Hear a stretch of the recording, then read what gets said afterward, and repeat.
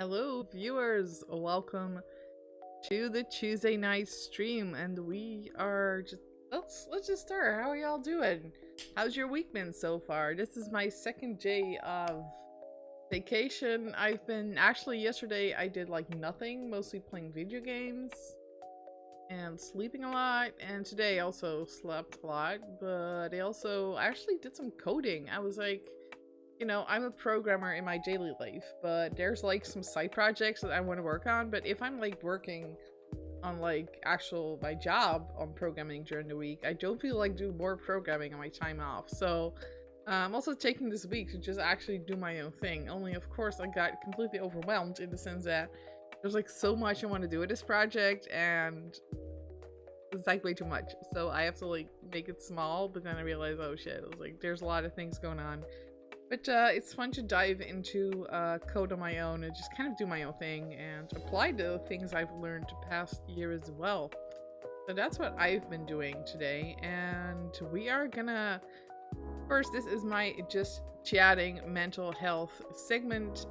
Today we're purple. The shirt fits the background and the lipstick. And actually the nails as well. Look at that. Look at how sparkly they are. Ooh. Trying to get that camera focus. There we go. Whoa, so pretty. I just love hair, makeup, nails. You know. That's also who I am. I am a nerd, and also I like shiny things. So that's all good. Let me just pull up my notes that I don't have.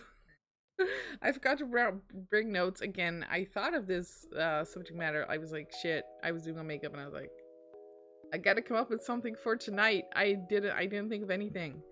And then I was like, well, there's some subjects about autism that I can still talk about.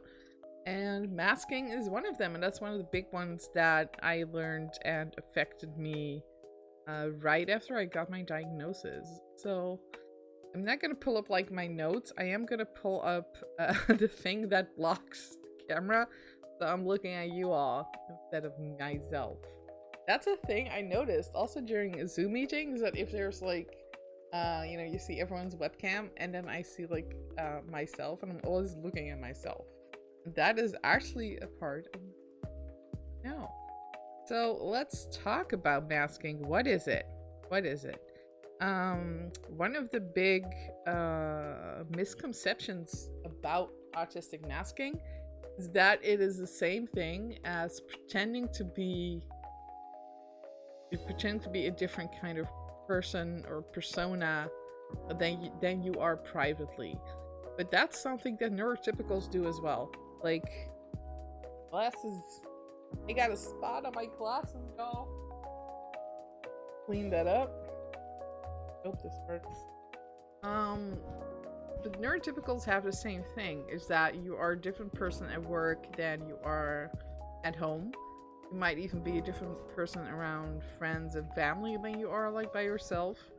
This is just kind of normal human behavior. We adapt to social settings and we kind of change how we present ourselves, what the kind of things we say, how we express ourselves, mostly in order to fit in and smooth things over. And that's not autistic masking. So there's a lot of misconceptions about that. Now, autistic masking is suppressing your artistic behaviors in order to not come across as fucking weird. Like, there's a lot of ways that autistics naturally express their autism, and from a very young age we are already discouraged from doing that. Like, we are often bullied for it. Our parents will tell us not to do that. Our teachers will tell us not to do that. And as a result, a lot of things get internalized. So that's how we, from a very young age, already learned that the way we naturally are is not okay, which already forms the basis for depression and anxiety and this kind of deep sense of self-rejection. And that is ultimately what masking is just completely pushing down your autistic self. So it's not just about putting on a social mask, which is what a lot of people do. And honestly, everyone does that. And masking is really about just not displaying those traits, not letting other people notice that you're autistic. It's really about almost like learning how to be a spy. Like, imagine that you constantly 24/7, or at least whenever you're around other people, you're constantly thinking about how to not be yourself, how to come across as one of them, come across as normal. You grow up feeling like an alien who's like on this planet, and your life depends on other people not noticing you're an alien. That kind of describes what masking is and how intensive it is and how stressful it is. It's like if you don't, if you're not successfully passing as a normal neurotypical human, you often lose your job, you lose your friends, you get bullied, you get abused, even worse things can happen. You get discriminated against by a lot of institutions. So masking is essentially a survival mechanism. Hey Sivy, welcome to the stream. I haven't seen you in forever. Let me know how you're doing. That is awesome. That is awesome. Thank you for dropping by. We are talking about autistic masking, and Sivy's actually someone who knows me from way back when I didn't have the diagnoses. And ta-da, I am autistic, in case you didn't know. And we're talking about masking. And this is one of the things that when I learned I was autistic, I struggle with a lot, and this is very common. Finally caught me! Oh no! Like a Pokemon, you caught me. That's so cute. Yeah, so a lot of autistics, when they get their diagnoses or when they have like a successful self-diagnoses, because a lot of people can't get an official diagnosis, and that's okay, because for some people it's actually unsafe to get this diagnoses, or they don't have the right tools or the right institutions in their country to get this status. So it could be very, very reasonable to not seek out an official diagnosis, because you'll lose benefits, you'll lose your job, you'll lose, whatever. And that's why self-diagnosis is valid as well. So whenever I say that, I talk about like diagnosed, I also mean people who have for themselves self-diagnosed as autistic. So that's very important that I specify that as well. A passion? I think you mean something else, but yeah, diagnosis is a whole thing. It went very well for me. Thankfully, I had people who listened to me and took me seriously, and I was actually resisting the diagnosis for a long time because, as you know, one of my a passion or a pain. Sometimes they're both. That's a whole different topic. But Swipo. Oh, I like that one. It's like a typo, but with the swiping mechanic. Swipo. I like that. Yeah, so one of my best friends is autistic, so like in my head, autism was a lot like being like this person, and I didn't really think of myself as autistic. But anyway, I had to face the facts, and it was me. I often say I have the autism. It's kind of like a play on words of people have autism, like people first language. No, because it's our brain. It kind of really defines who we are, and that's what masking is also about. Is a lot of people, especially neurotypical people, don't realize that autism isn't something that's separate from you. It's also not depression, it's not anxiety, it's not a disorder. It's basically you are just differently brained kind of person. Like it's not something that's separate from who you are. It informs the way you think, it informs how you feel, how you structure information in your brain, how you talk, everything. Like, it's just your brain works differently. I often compare it to an operating system. Like, it's different. Working in Windows is different than working in Linux. They might work on the same hardware, but it's just everything's different. It's structured differently. If you know something about computers, you know that the file system and is different. So that's how you could say like you can eventually do the same things with it, but it's structured. Autism's Linux checks out. Yeah, that comparison I hear a lot, and it kind of checks out, doesn't it? Yeah, you need like some extra steps to do it, but when you get through it, it can be really efficient in other parts.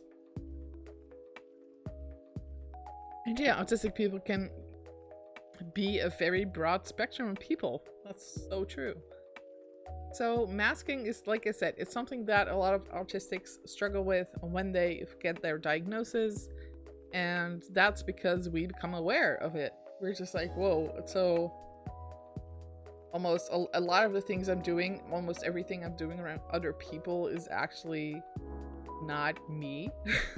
And we really have to think about like, what is me? For most of our lives, we've been pretending to be neurotypical and trying to pretend to be neurotypical and completely suppressing ourselves.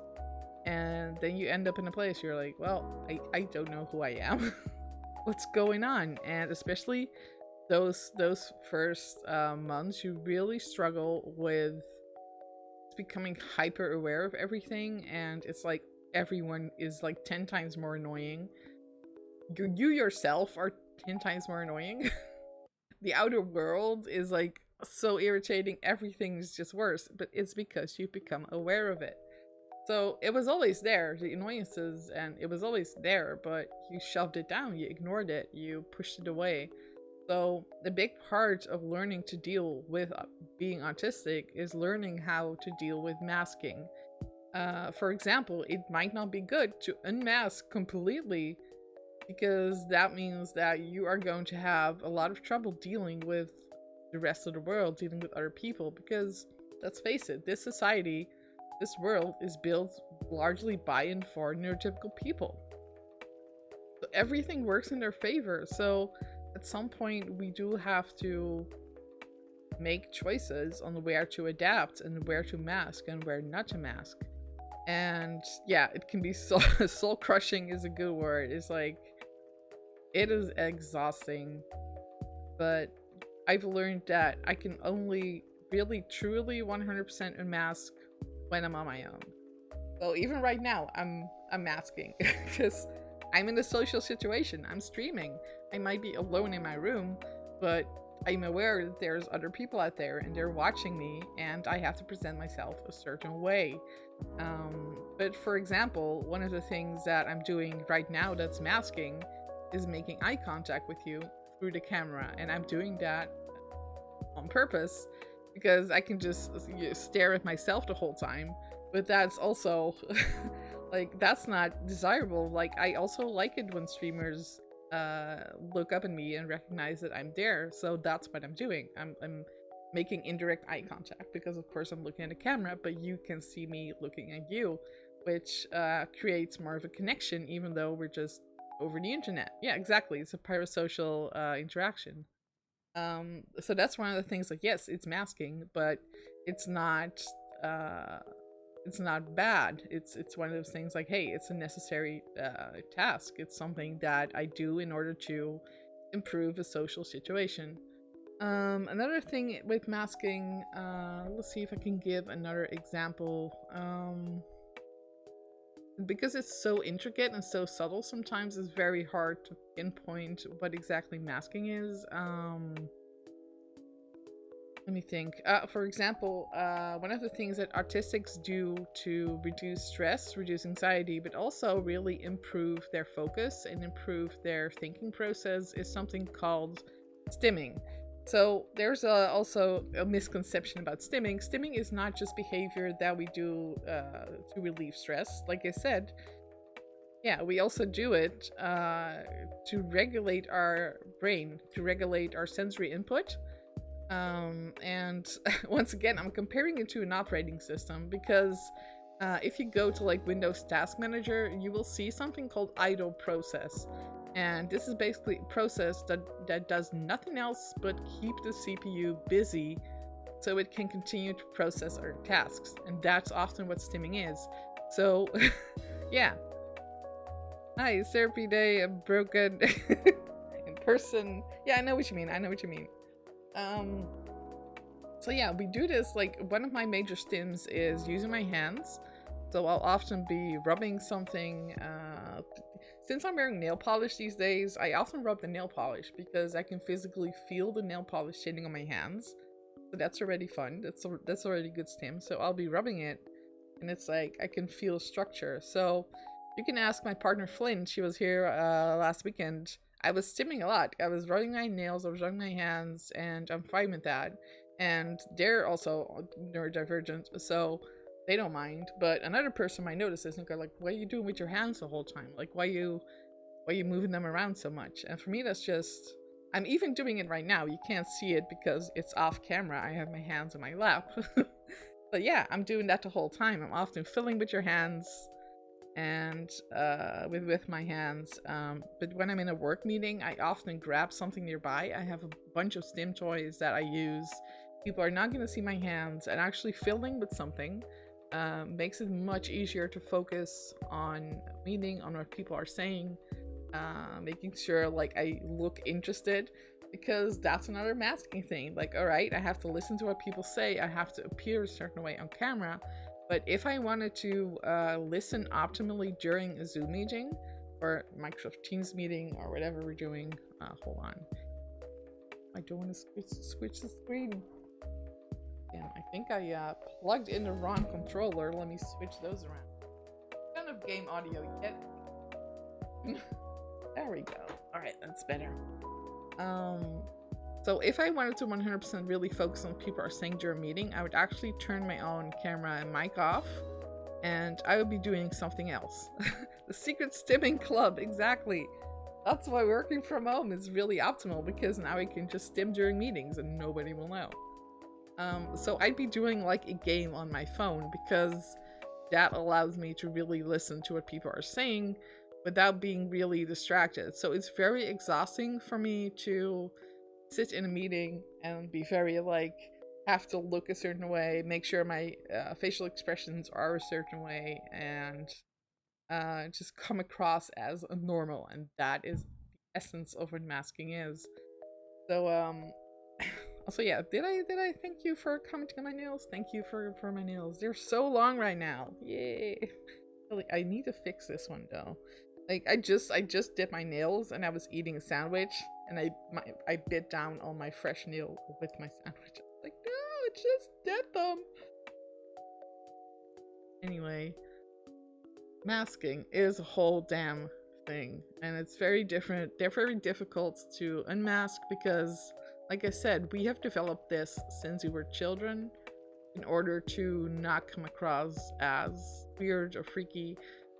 If probably when we were stimming as kids, we were punished for it, and maybe most of us don't even remember that because it was just pushed down so fast. Yeah, you being distracted makes me able to focus more. That's absolutely true. One of the things I can focus more is by drawing. And I remember doodling during meetings. People were like, oh, why are you drawing? Pay attention. I was like, no, doing this thing with my hands actually allows me to listen to what you're saying. And one of the things I've noticed is if I'm during a meeting, if I'm like looking at the camera, paying attention, doing all those things, I very quickly start yawning. And that's, I don't know where that's coming from. I think it's my brain's way of going like, oh no, we need extra oxygen to deal with all this stuff. So that's why I often turn off the camera after a certain time and then turn it back on, and just kind of try to balance my brain focus during this time. And that's one of the things that's, you know, very difficult to cope with at work. And that's why, for once, I love remote work, but it's also why a lot of autistics burn out at their jobs very fast. Because, you know, you go to the office, by the time you've arrived at the physical office, you've already had so much input. Like, you have a lot of sensory input just in the morning, getting up, showering, putting on clothes. For me, wearing a bra is already very uncomfortable, so I no longer wear those. Woohoo! Braless work! Awesome. Commute, so like, there's all these people around, there's noises, there's daylight. So by the time you arrive at the office, you're already like, oh, I did 50% of my tasks for today, and then you still have to start. So that's great. So that's why at the office, I would always wear noise canceling headphones and just focus. And one of the big problems I had at a previous job is that there was a phone right next to me, and we didn't have like a, what would you call it, like a phone desk, call center people.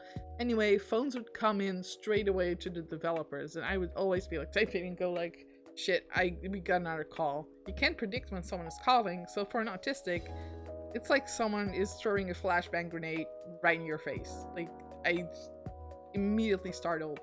And that was one of the things I really struggled with, and thank God that's over. This is my current job. We just have people who do the calling, who do the customer stuff, and I just focus on the code. That makes me happy. That's what I'm good at. Don't let your autistic developers do sales. Thank you very much. Thank you for coming to my TED Talk. Yes, loud is so loud. Oh my god, I realized that a couple of weeks ago I finally went to see my friends and family because I'm fully vaccinated. And I realized that you cannot control the volume of people in real life. Well, you can tell them to talk slowly, but softly, but it's still difficult. People, as it turns out, are quite loud. Actually, I have a fully remote job, so we don't have a physical office, and I'm very happy with that. We have a very international team. We have people, most of them are based in the Netherlands, but we have someone in Italy who just went to Spain. We have someone in France. We have someone in Sweden, Denmark. Basecut Geo, welcome to the stream. How are you doing? On call now. Yes, woohoo. Yeah, being fully remote is great. People volumes are a lot. So once again, I found myself in this situation like, okay, I need to take a break. I need to just recharge because there's too much noise and my brain is just like, stressed. I mean, I'm doing good. All right, hopefully you can work off some of that stress and just relax in between all that work. Yeah, I don't know how people function in a call center. One of my best friends works in a call center, and they're very happy there, and I don't understand that. But hey, that's up to them. If they love their work and they are very happy with helping people, then hey, that's more power to them. Like, you know, autistics come in all categories, so not everyone is gonna be upset by the same things that upset me, so that's fine. I mean, there's a lot of autistic people who would never think about streaming. They were like, oh no, that's scary. And once again, streaming is one of the things I love to do, but it's also a sensory thing because there's a camera, there's bright lights, so I have to balance it out, and that's one of the reasons why I stopped streaming 4 days a week, because I realized, wow, I need a little more time in between.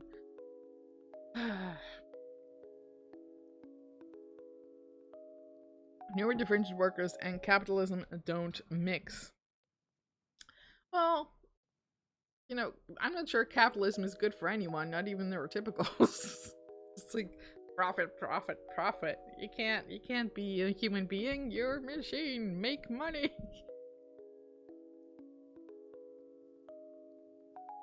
Yeah.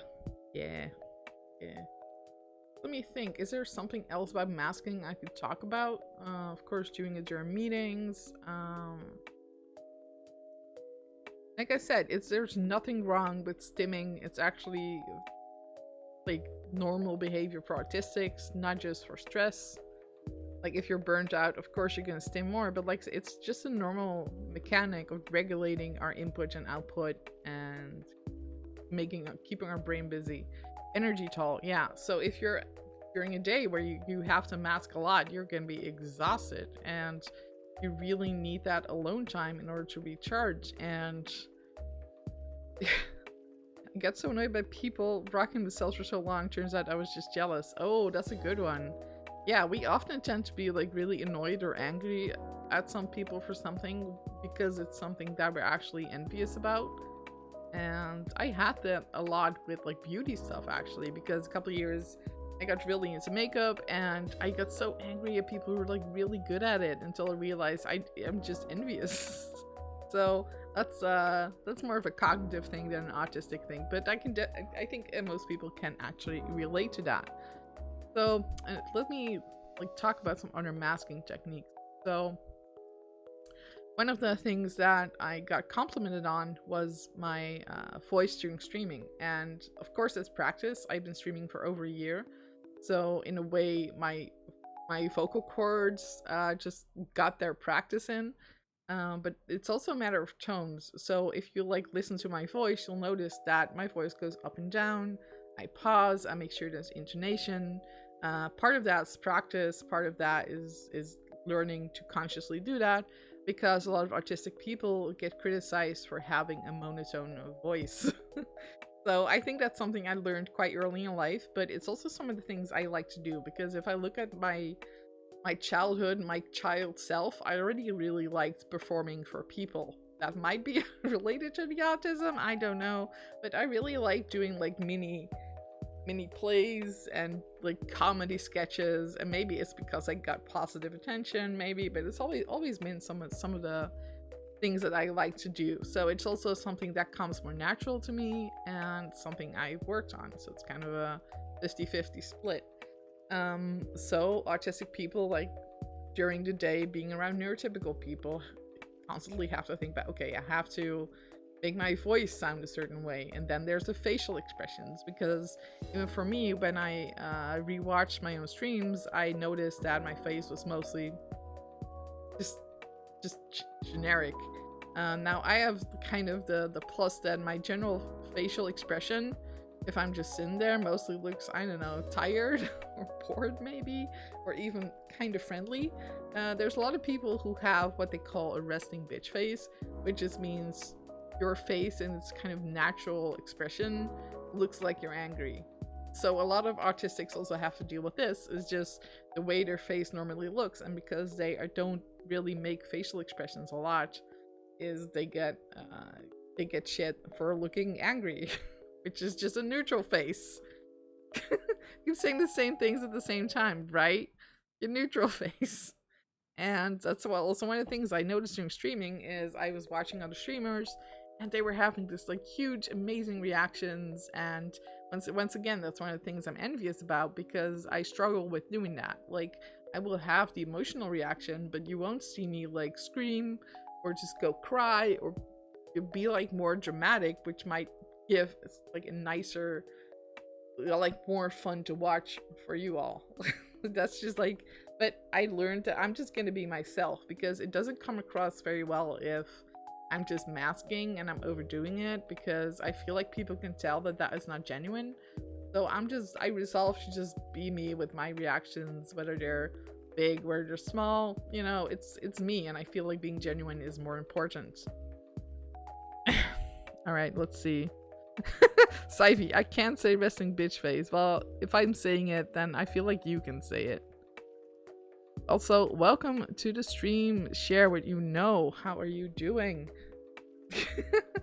Yeah, I have some auto mod filters on, because of course I'm a small streamer, so I gotta make sure that some things are being filtered. Have you ever dealt with Schadenfreude? Schadenfreude means taking pleasure in someone else's suffering. I mean, I get it. Sometimes it is fun kind of watch people suffer. I feel like, especially during streams, if someone is really struggling with like a really difficult game, it is a little bit fun to watch. So I think we can all relate to that. And I also give this to other people. So for example, I have my channel points challenges that focus on games like Bloodborne, games like Dark Souls, because for me it's like, well, I'm not gonna play this game for my own fun, but I do feel like it's fun to try, and I feel like it's fun for me to kind of struggle with this a little bit. So I still have like the limits. I can be like, okay, this is too much for me, but I feel like that adds a little bit of a challenge element to like do something that's like harder and a little bit out of your comfort zone. So yeah, I do have dealt with that, both towards myself and towards others. Alright, thank you, Sivy, for saying that my streams are neutral, calm, and not shouty loud. I get that a lot, and yeah, I'm just like, this is a chill stream, and we're just gonna talk about whatever we want and play some games. And if you want to watch loud, hyper streamers, there's a lot of them out there. It's not me. Yeah, the person you see in stream is no different from the person you see in real life. Like, I might be a little bit different, but not a lot. I will say that, like, I try to articulate more, because if I'm gaming by myself, I notice that I'm also, like, talking, but it's like, like, it's not very, can't really hear what I'm saying, so I have to teach myself to be a little more articulate. But I think that just comes with the territory. That's just developing your hobby. Yeah, it's like I'm masking, but it's also a form of entertainment. So, like I said, it can be a lot of things. Masking can also, like, it can go very deep. One of the things that hold on, Ascutharnus, complex emotion impulse of a person with a mental disorder to experience feelings of animosity and envy towards a person or group of people who don't exhibit outward signs of mental illness. I didn't know that word. That's really interesting. It's a complex emotion. It's a complex word. Really cool. Also, cool username to have. People are like, what does that mean? You can be like, it's an interesting thing. Yeah, I think it's also normal to feel some kind of animosity and envy towards people who might have the same thing as you, but don't have that problem. Kind of, yeah. This is really interesting. Thank you for sharing that. Is that what your username is? Share what you know? You share fun facts, or is that just something else? Because that'd be pretty funny if it was.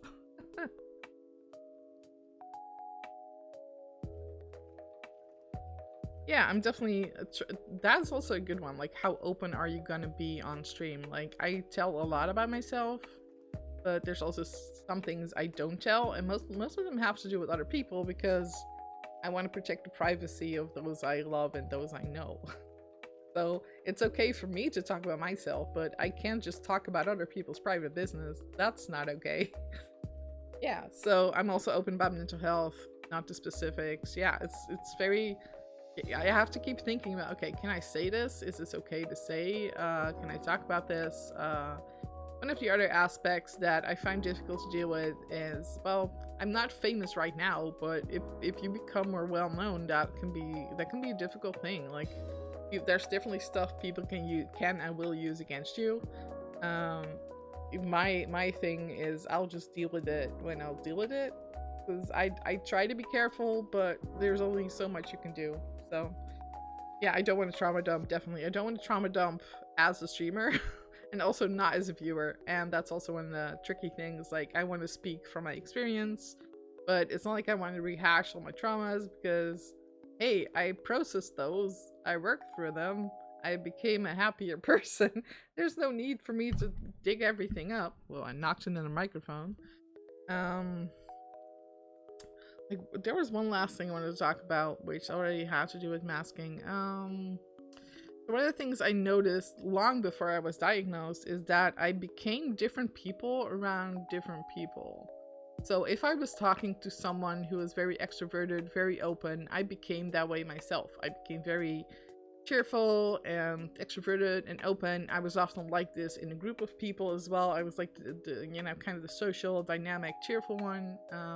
If I was talking to someone who was more closed, more introverted, I became like that too, and I really struggle with, I actually want to open up to this person and I want them to open up to me, but I don't know how to, because I'm not getting their signals to do that. But when I'm talking to someone who's open, who's like giving me those signals, then I'm able to hook into them. And I often compare this to, I just made something click, ha. Ta-da! The light went on.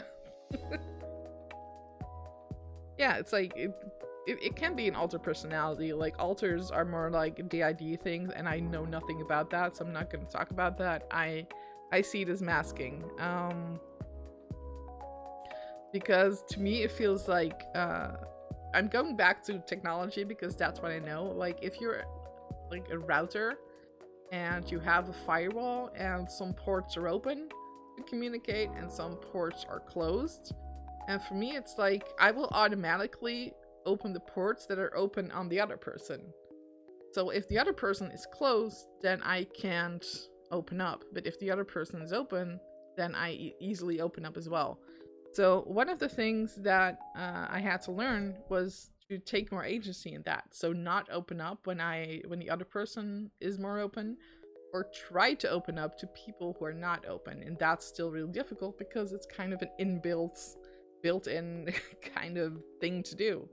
But yeah, so that's part of unmasking, is learning how to be more yourself, your autistic self, around other people without pretending to be like them. So going like, okay, but what do I like? What would I do? What would I say and think? Instead of coming across as very kind of fake or even like them. Oversharing. Yeah, this is oversharing the stream. Welcome. Right.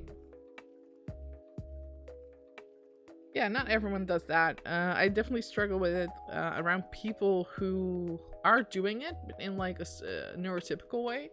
So like I said before, neurotypical person, people will also put out a lot of, like if they're putting on the personality, I will very easily be able to tell that. Like I can pick it up right away.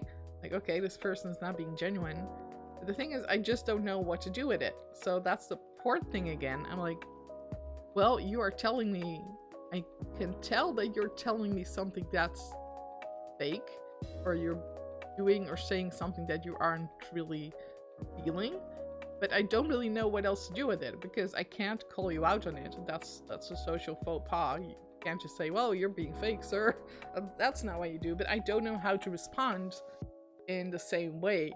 So that's where I think, especially on my job, I've made the most social mistakes, because I'm just like, I know that this person isn't being genuine, but I don't know how to respond to someone who isn't being genuine. I only know how to be genuine.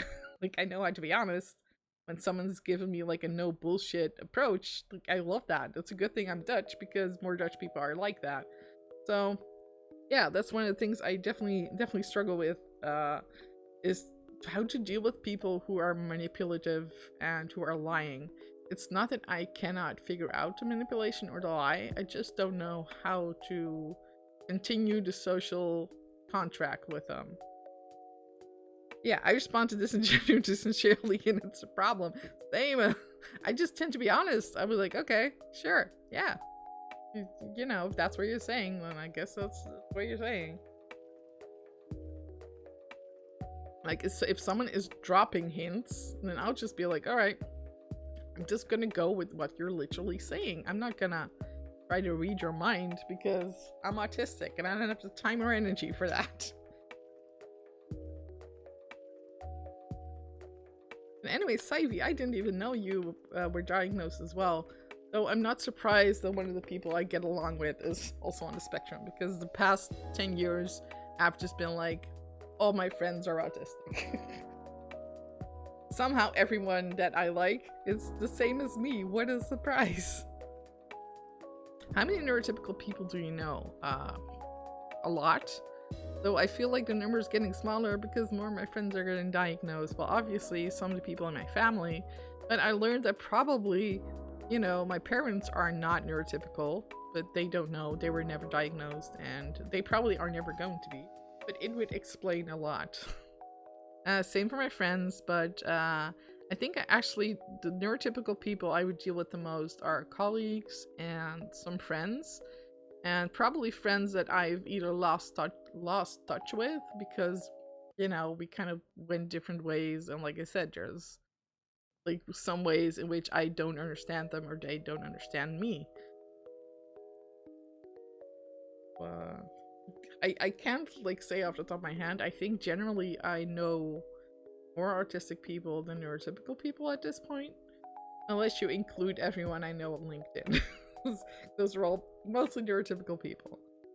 So yeah, keeping in touch is hard. I definitely agree. I'm the kind of person who, if we haven't talked in 5 or 10 years and you send me a message, I'm like, sure, let's just continue our conversation. Like, I don't make a problem out of this, but that turns out that's also an autistic thing. So a lot of neurotypical people get upset if you don't keep in touch with them. Who knew? All right. We've had a long chat, and I wanna get into the game. Unless you guys have any questions left, we are gonna switch to Mass Effect. And just sip some water, because hydration's important. All right, yeah, ADD, ADHD, CPTSD can have a lot of similarities as well. I actually sought out an ADHD diagnosis, and turns out I'm autistic. I'm like, okay, sure. There's still some similarities, so I also recognize a lot of ADHD things as well. All right, let me put on my kitty heck here.